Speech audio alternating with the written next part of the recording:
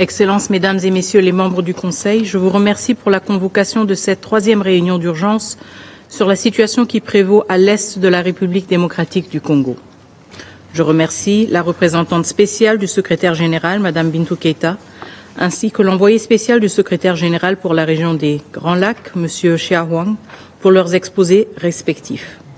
Je salue également la présence des représentants permanents des différents pays de la région des Grands Lacs, ici présents.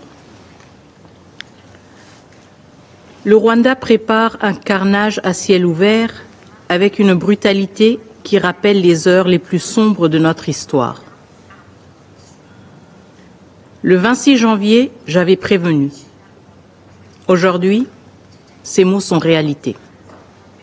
En 48 heures seulement, plus de 4000 morts à Goma, des hommes et des femmes abattus, des enfants témoins d'exécutions sommaires, tués sans distinction ou exécutés avec une précision glaçante, comme le chef coutumier de Kiziba, abattu avec son épouse et ses 3 enfants le 11 février, comme l'artiste Delka Idengo, assassiné le 13 février pour imposer le silence.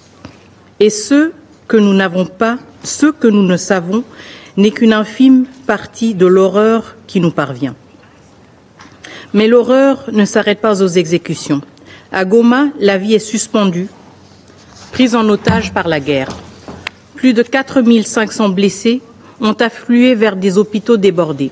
500 corps ont été retrouvés calcinés dans la prison de Munzenze après des exécutions en masse.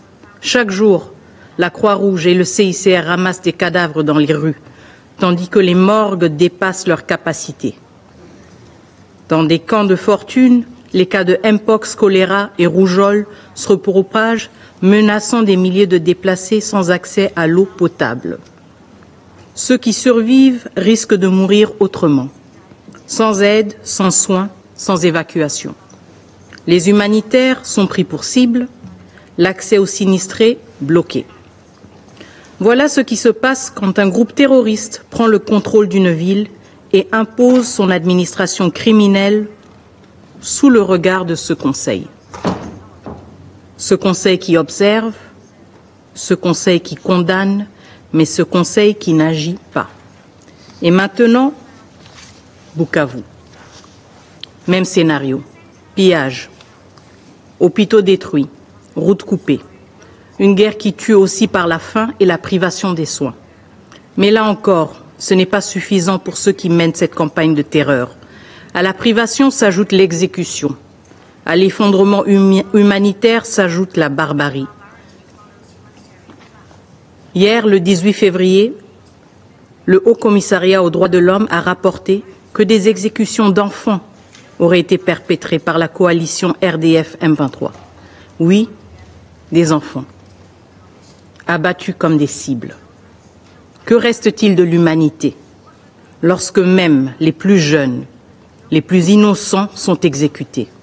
Monsieur le Président, nous avons entendu cette formule devenue un refrain commode des solutions africaines pour des problèmes africains, mais qui ose encore s'en servir aujourd'hui comme prétexte à l'inaction.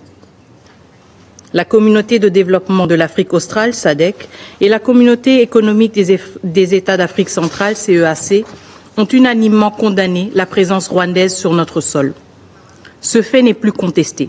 2 sous-régions, la SADC et l'EAC, ont tenu des réunions conjointes pour adopter des mesures urgentes, y compris un cessez-le-feu. Quant à l'Union africaine, son Conseil de paix et de sécurité, réuni au niveau des chefs d'État le 14 février, a appelé au retrait immédiat de toutes les forces étrangères non invitées de la RDC. En d'autres termes, le Rwanda. Le Rwanda et le M23 ont répondu et continuent de répondre par la violence, par la terreur. Face à l'aggravation rapide de la situation, de nombreux acteurs ont réagi en faisant ce qu'ils savent faire de mieux. Documenter les violations des droits de l'homme, ouvrir la voie à des poursuites pénales, poser des actes forts, mais essentiellement réactifs.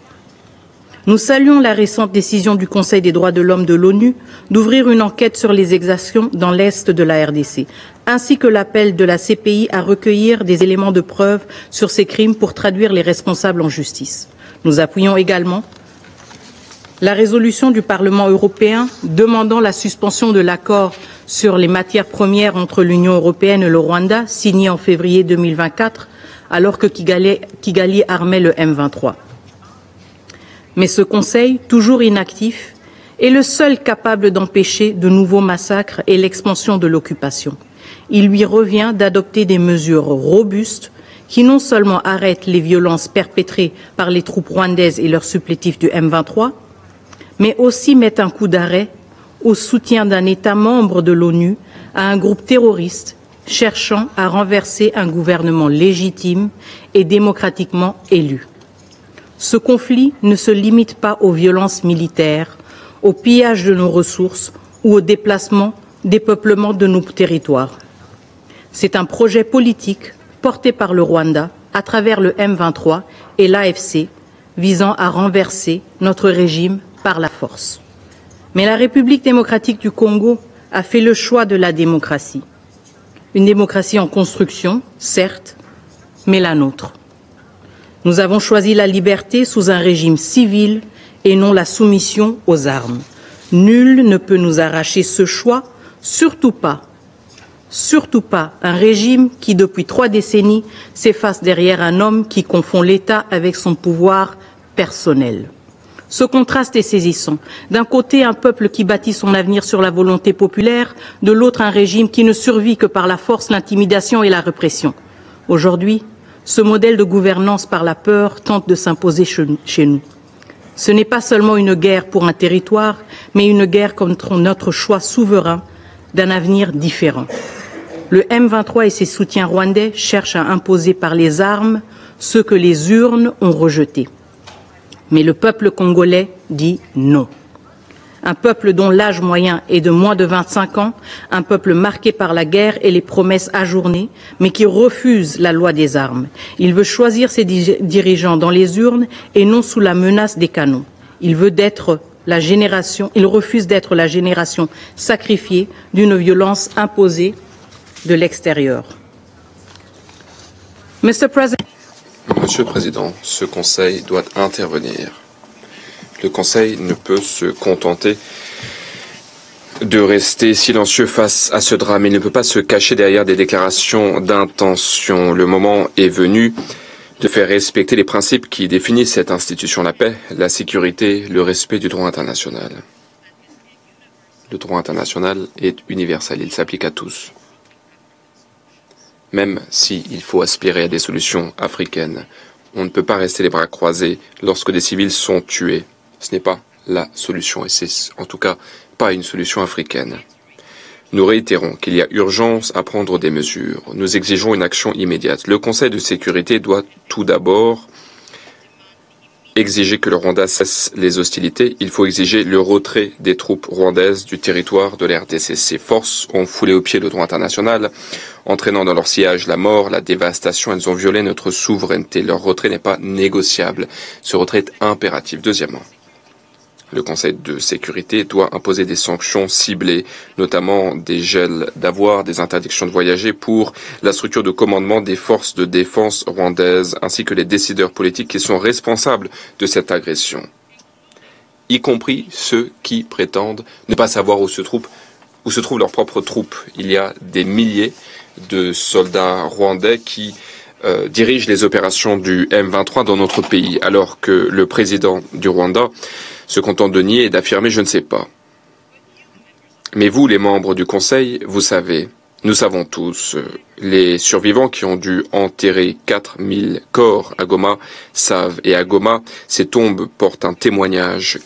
Troisièmement, le Conseil de sécurité doit imposer une interdiction totale sur l'exportation de tous les minerais depuis le Rwanda, notamment le coltan et l'or, pour mettre un terme au pillage de nos ressources. La RDC a pris des mesures. Un certain nombre de sites miniers ont été identifiés, notamment à Rubaya, car depuis ces sites, le Rwanda exporte de façon illégale tous les mois 150 tonnes de coltan. Mais ces mesures ne sont pas suffisantes. Tant que le Rwanda pourra piller nos ressources en toute impunité, cette guerre continuera. Quatrièmement, le Conseil de sécurité doit immédiatement révoquer le statut du Rwanda en tant que pays fournisseur de contingents pour les missions de maintien de la paix des Nations Unies. un pays qui assiège les bases de la MONUSCO, qui cible les avions de la mission, qui lance des attaques meurtrières contre les casques bleus, qui par la suite utilise le rapatriement de casques bleus décédés en tant qu'outil de négociation, ce pays a foulé aux pieds les principes du maintien de la paix. C'est une contradiction qui sape la crédibilité même des Nations Unies. Le statut du Rwanda doit donc être révoqué sans délai.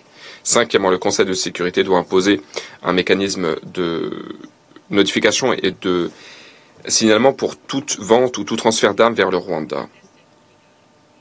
Toutes les cargaisons d'armes en direction de Kigali doivent être déclarées. Il est inacceptable que ces armes continuent d'atteindre ces groupes qui sont responsables de massacres et de déstabilisation régionale. Le Président, 3 réunions en moins d'un mois. Aujourd'hui, vous avez tous condamné le Rwanda dans vos discours. Je m'excuse. Tous, sauf les A3, à savoir l'Algérie, la Somalie et la Sierra Leone. Mais il n'y a toujours pas de résolution. Le temps des compromis interminables est révolu. Il est temps d'agir.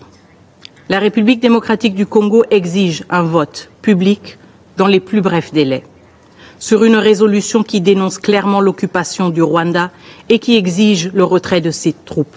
Une résolution qui défend la Charte des Nations Unies. Assez de prétextes, assez de relativisme culturel derrière lequel se cache un attentisme aux conséquences tragiques. Que chacun assume sa position au grand jour. Monsieur le Président, Excellences, Mesdames et Messieurs les membres du Conseil, il est temps de voter. Je vous remercie.